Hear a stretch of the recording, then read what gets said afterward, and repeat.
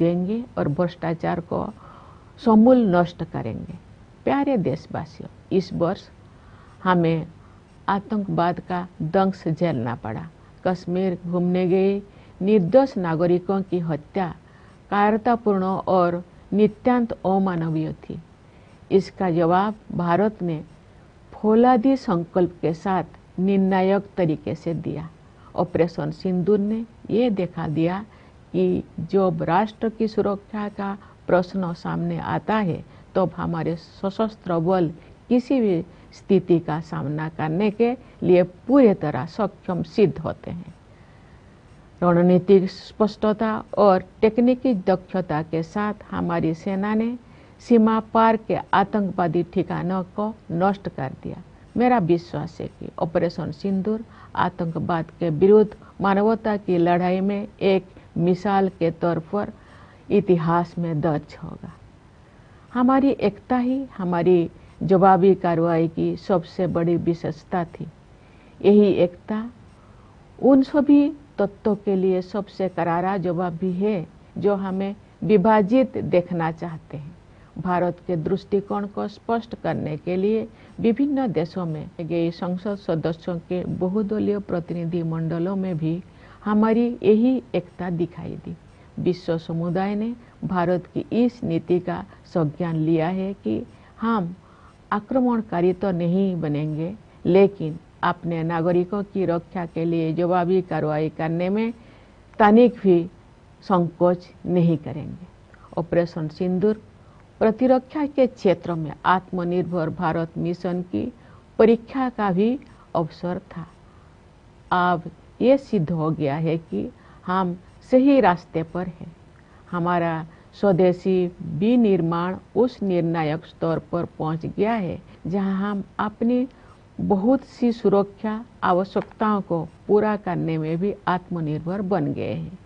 ये उपलब्धियां स्वाधीन भारत के रक्षा इतिहास में एक नए अध्याय का सूत्रपात है। प्यारे देशवासियों, इस अवसर पर मैं आप सभी से ये आग्रह करना चाहती हूँ कि पर्यावरण की रक्षा के लिए आप सब हर संभव प्रयास करें। जलवायु परिवर्तन की चुनौती का सामना करने के लिए हमें अपने आप में भी कुछ परिवर्तन करने होंगे। हमें अपनी आदतें और अपनी विश्व दृष्टि में बदलाव लाना होगा। हमें अपनी धरती, नदियाँ, पहाड़ों, पेड़ पौधे और जीव जंतुओं के साथ अपने संबंधों में भी परिवर्तन करना होगा। हम सब अपने योगदान से एक ऐसे पृथ्वी छोड़कर जाएं जहां जीवन अपने नैसर्गिक रूप में फलता फूलता रहे। प्यारे देशवासियों, हमारी सीमाओं की रक्षा करने वाले सैनिकों, पुलिस तथा केंद्रीय सशस्त्र पुलिस बलों की ओर मेरा ध्यान विशेष रूप से जाता है। मैं न्यायपालिका और सिविल सर्विसेज के सदस्यों को भी अपनी शुभकामनाएं व्यक्त करती हूँ। विदेशों में स्थित भारतीय दूतावासों में कार्यरत भारतीय अधिकारियों और प्रवासी भारतीयों को भी मेरी ओर से स्वाधीनता दिवस की हार्दिक शुभकामनाएं। मैं एक बार फिर आप सभी को स्वाधीनता दिवस की बधाई देती हूँ। धन्यवाद। जय हिंद, जय Bharat.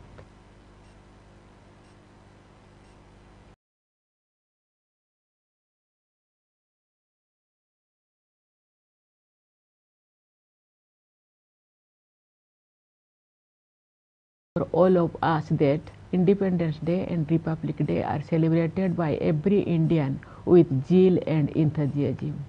These are the days that specially remind us of our being proud Indians. The 15th of August is a date etched in our collective memory. During the long years of colonial rule, generations of Indians dreamt of the day of independence. Men and women, old and young, from all parts of the country, yearned to throw away the yoke of foreign rule.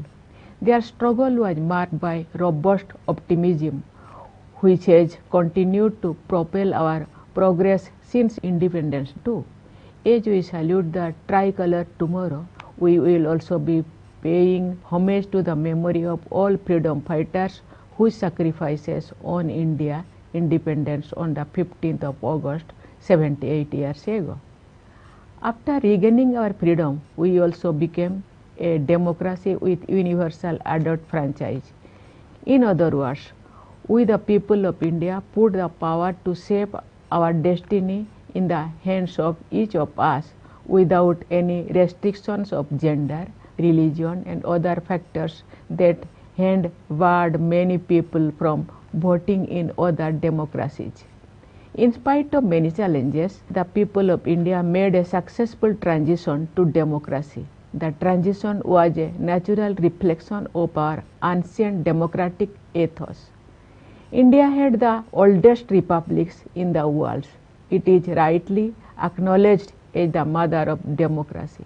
When we adopted the constitution, it provided the edifice of democracy. We built democratic institutions that strengthened the practice of democracy. We prize our constitution and our democracy above everything else. As we look back on the past, we must not forget the pain inflicted by the partition of the country. Today, we observe Vibhajan Vibhishika Smriti Divas. Terrible violence was witnessed and millions were forced to relocate due to partition. Today, we pay tribute to the victims of the follies of history. Dear fellow citizens, our constitution contains 4 values as the 4 pillars upholding our democracy. They are justice, liberty, equality and fraternity. These are our civilizational principles that we rediscovered during the freedom struggle. At the heart of them all, I believe, is the notion of human dignity. Every human being is equal and everyone deserves to be treated with dignity. Everyone should have equal access to health care and education. Everyone should have equal opportunity.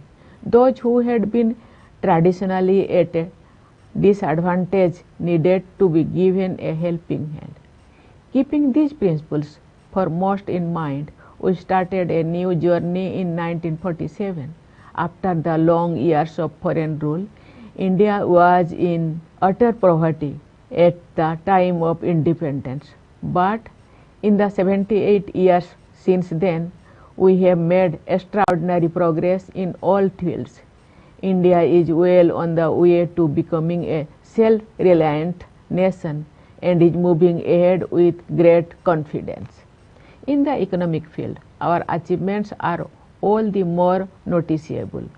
With a GDP growth rate of 6.5% in the last fiscal, India is the fastest growing among the major economies in the world.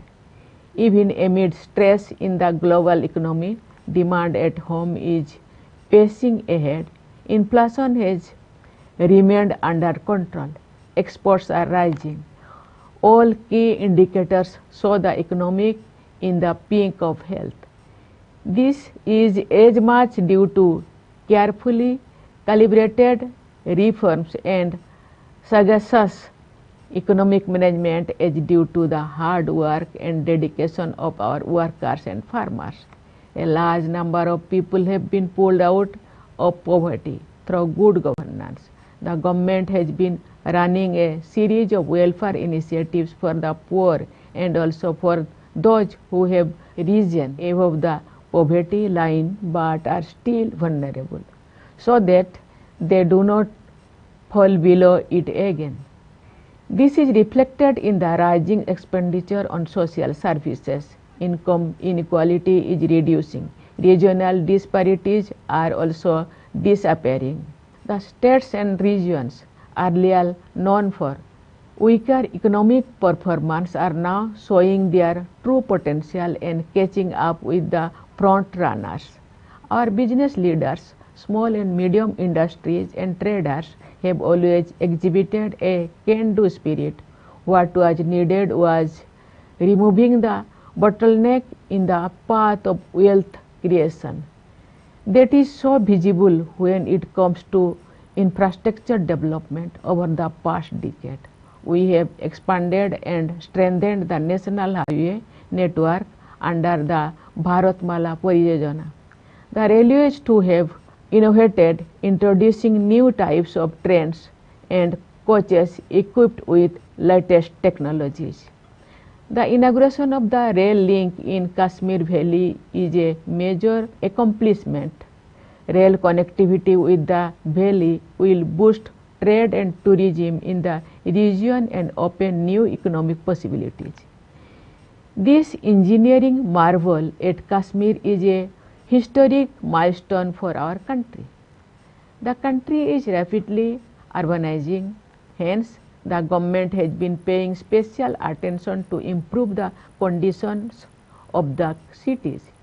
Addressing the key area of urban transport, the government has expanded metro rail facilities. The number of cities with a metro rail service has gone up multifold in a decade.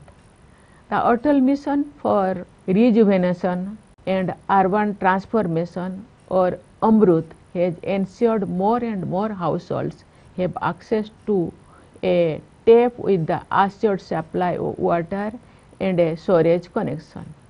The government considers the basic amenities of life as rightful claims of the citizens. The Jal Jeevan Mission is making progress in providing tap water supply to rural households. In the healthcare sector, we have been witnessing a paradigm shift with a variety of initiatives under Ayushman Bharat, the largest healthcare scheme of its kind in the world. This scheme has already provided cover to more than 55 crore people. The government extended this benefit to all senior citizens of the age of 70 years and above, regardless of their income. As inequalities in access are removed, the poor and the lower middle class also benefit from the best possible healthcare facilities. In this digital age, it is apt that one sector in India that has seen the most dramatic advances is information technology. Nearly all villages have 4G mobile connectivity, and the remaining few thousands will be covered soon. This has made possible large-scale adoption of digital payment technologies, in which India has become a world leader in a short span. It has also supported direct benefit transfer, which ensures that welfare benefits reach the intended beneficiaries without glitch and leakage. More than half of the total number of digital transactions in the world take place in India. These developments have created a vibrant digital economy whose contribution to the country's GDP is increasing year on year. Artificial intelligence is the next stage of technological advancement and has already entered our lives. The government has launched the India AI mission to strengthen the country's AI capabilities. It is also helping to build AI models that answer to India's specific requirements.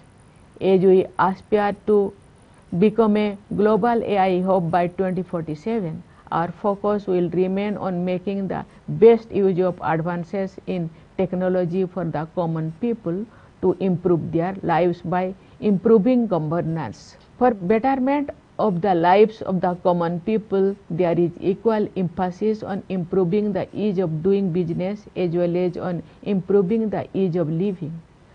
Development serves the purpose only when it helps those on the margins and opens new opportunities for them. Moreover, we are increasing our self-reliance on every area possible. This has added to our self-confidence and increased the momentum of our journey towards becoming Viksit Bharat. Last week, on August 7, the country celebrated National Handloom Day, which honors our weavers and their products.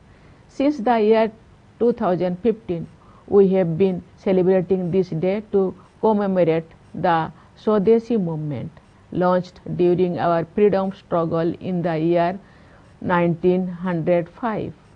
The spirit of Swadeshi was strengthened by Mahatma Gandhi to promote the products made by the sweat and toil of Indian artisans and craft persons and by their incomparable skills. The idea of Swadeshi has been inspiring our national endeavors like Make in India initiative and Atmanirbhar Bharat Abhiyan. Let us resolve to buy and use Indian products.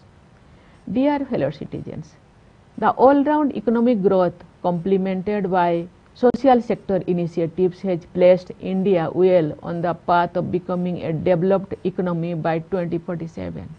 With the nation marching ahead during the Amrit Kal, I see all of us contributing to the best of our ability.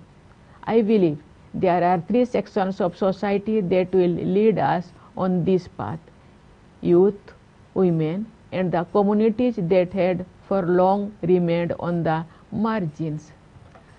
Our youth have finally found the right environment for the realization of their dreams. The national education policy has brought in far-reaching changes, aligning learning with values and skills with tradition.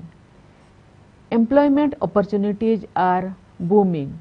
For those with entrepreneurial aspirations, the government has created the most conducive ecosystem. Fueled by young minds, our space program has witnessed unprecedented expansion. I am sure that Shubhangshu Shukla's space journey to the International Space Station has fired a whole generation to dream bigger. It will prove extremely helpful for India's upcoming human space flight program Gaganyaan. Brimming with a new confidence, our youth are making a mark in sports and games. Chess, for example, is now dominated by India's youngsters like never before. We foresee transformative changes which will establish India as a global sporting powerhouse under the vision contained in the National Sports Policy 2025. Our daughters are our pride. They are bridging barriers in every field, including in the areas of defense and security. Sports are among important indicators of excellence, empowerment, and potential. The 19-year-old girl and a 38-year-old woman from India were the finalists in the FIDE Women's World Cup for Chess Championship. This underlines the sustained and globally comparable excellence across generations among our women. The gender gap in employment have also been reducing. With Nari Shakti Bandhan Adhiniyam, the empowerment of women is no longer a slogan but a reality. People belonging to a major segment of our society comprising scheduled castes, scheduled tribes, backward classes and other communities are shedding the tag of the marginalized. The government has been actively helping them to realize their social and economic aspirations with several initiatives. India is moving ahead at a faster pace towards realizing its true potential. Across our reforms and policies have created an effective platform. I can see a bright future ahead in which every one of us will be energetically contributing to the prosperity and happiness of all of us. We are moving ahead towards that future with sustained good governance and zero tolerance for corruption. Here I am reminded of an important statement by Mahatma Gandhi. He had noted, and I quote, "Corruption and hypocrisy ought not to be inevitable products of democracy."